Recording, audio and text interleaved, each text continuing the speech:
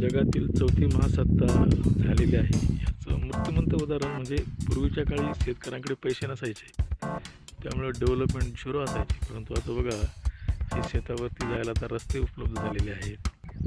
जलसंधारणाची कामं, समजा आता आपण आता नांदूर पठारामध्ये आहोत, तालुका पारनेर जिल्हा आहे नगर येथे. जलसंधारणाची कामं झालेली आहेत.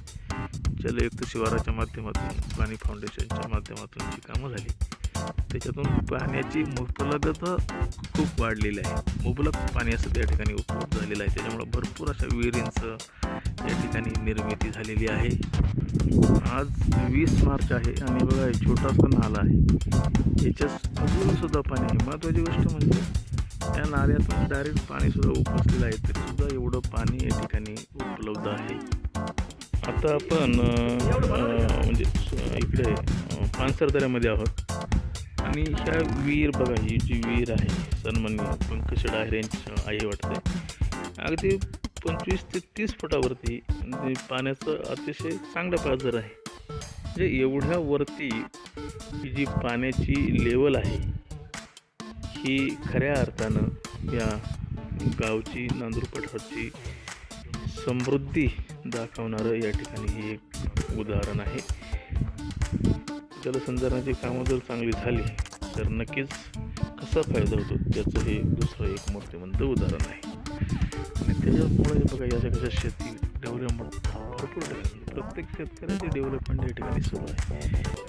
भारतात गेल्या 10 वर्षामध्ये 35 कोटी लोक दारिद्र्य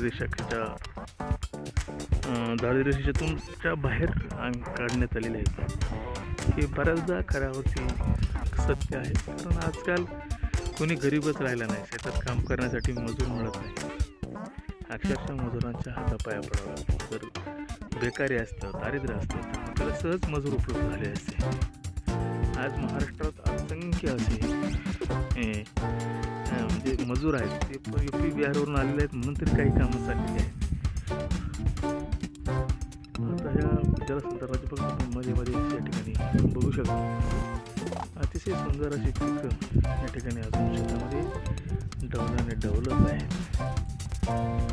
करोडपती विचार मंचासाठी आपलाच देशमाने लाईक करा, शेअर करा, सबस्क्राईब करा.